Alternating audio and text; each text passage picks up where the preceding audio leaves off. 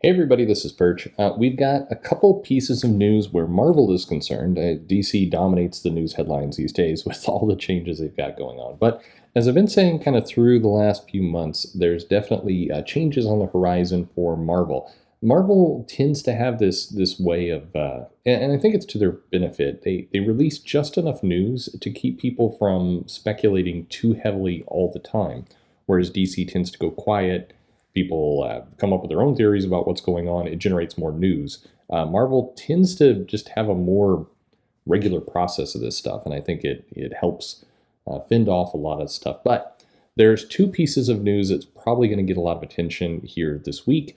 The first is simpler. It's hey, if you've wanted another X book, good news for you. There's a title called X-Corp. It was actually announced quite a long time ago. It was one of those things that almost as soon as Dawn of X launched, Jonathan Hickman was teasing this idea that there would be an X-Corp book, and then it popped up again back in October of 2019 in of all places, the letters page of Captain Marvel, where the artist Carmen Canero was announced that Carmen would be moving to do X-Corp, but it would be out in February.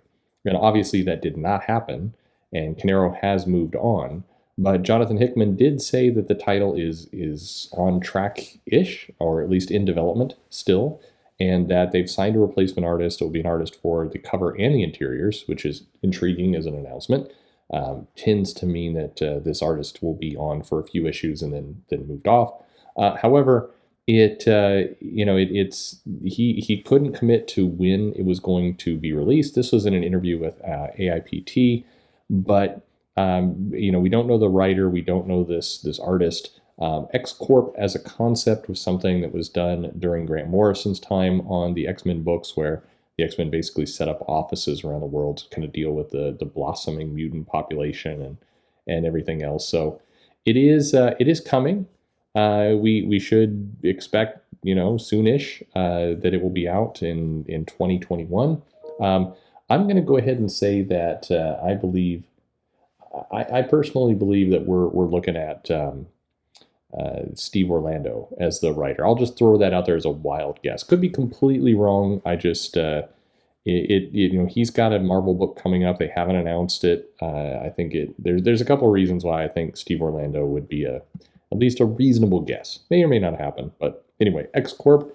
If you've been saying to yourself, why aren't they publishing more X books?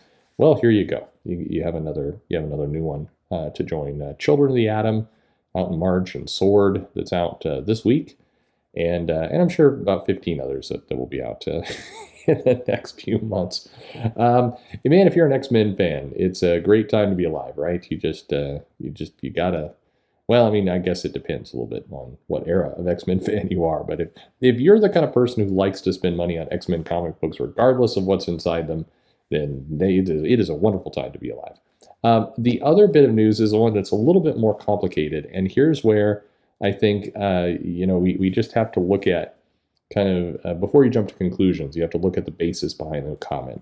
So Tom Brevoort, there was a Marvel panel which had nowhere close to the amount of news and breaking items that DC did at Brazil's CCXP. But Brevoort basically mentions that there's this upcoming Avengers story, Enter the Phoenix. It's a Phoenix tournament, because we know Marvel loves their tournaments. Basically, all of the Avengers are going to go collect Phoenixes for the first half of the tournament. And the second half, they're going to play board games. It's kind of, no, it's not true at all. Well, yeah, actually, you never know.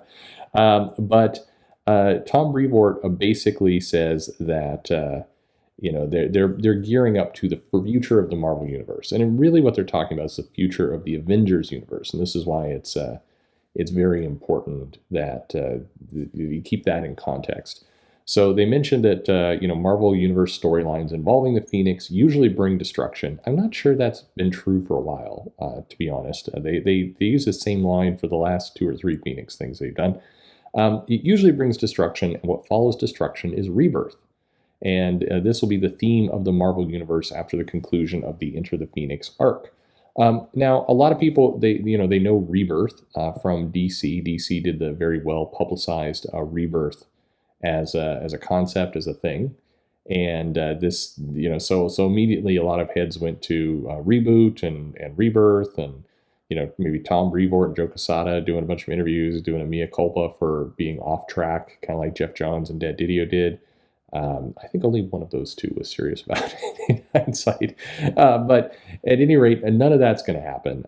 This is very much rooted in the world of the Avengers.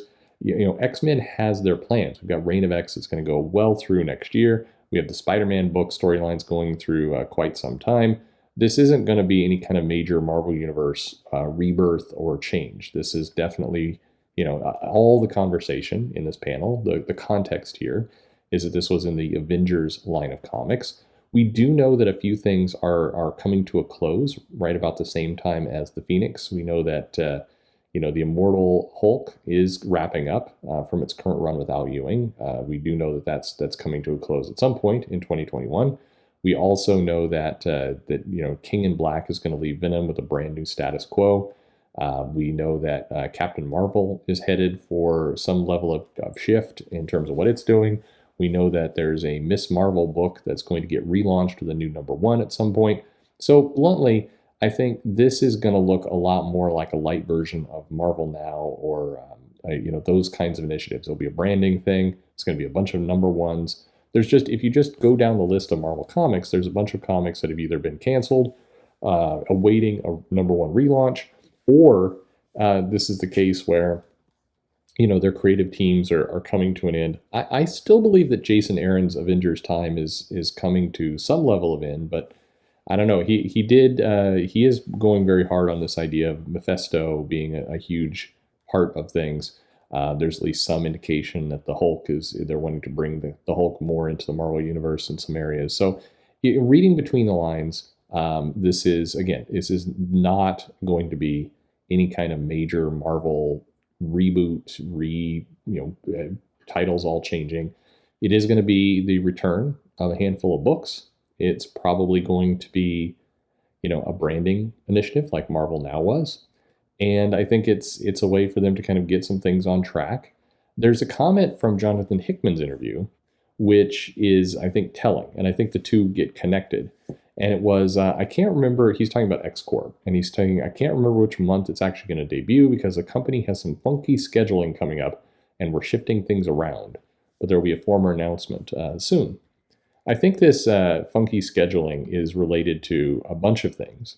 Certainly the various layoffs and challenges they're having within Disney, I think, plays into it. I think that they're still reeling in some extent from the pandemic and titles coming and going and what's going where. I think that King in Black was meant to be a major kind of moment, where some things are going to be different afterward, and that's also that got delayed. I mean, when Empire slid and then King in Black slid and all these things pushed into the year, it meant that a lot of things they were teeing up in terms of new titles and new creative teams and other stuff at the beginning of the year moved into March and April. And so that's what you're seeing. You're seeing a lot of shifting. And so I think that these two things are related in the sense they're trying to line up a bunch of storylines and a bunch of books to get to this launch of new #1 titles. And I think it's easy enough to look. Two more books, by the way, in this mix are Black Panther and Captain America. Both are coming to an end of their current creative teams. And, it's expected that we will get a new #1 out of Black Panther. We will get a new #1 out of Captain America. So I think all these things line up.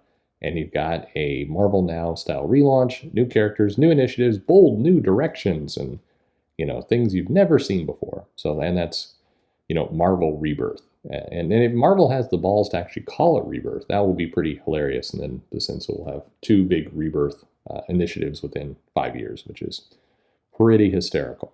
But at any rate, that's where we are, where we sit. That's Marvel news, a new X-Men book, and the promise of a new branding initiative, Marvel Rebirth-ish, something.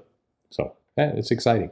Are you excited about all this? Are you excited about another book? I know, look, I've done enough videos. I've seen the comments. I can predict how excited a lot of you are about another X-Men book and another marketing kind of initiative. I can predict that one as well. But these are what companies do. So, hey, let me know your thoughts on all this, your predictions, your speculation, where it all goes in the comments below. Like, subscribe, click the bell for notifications. And as always, thanks for listening.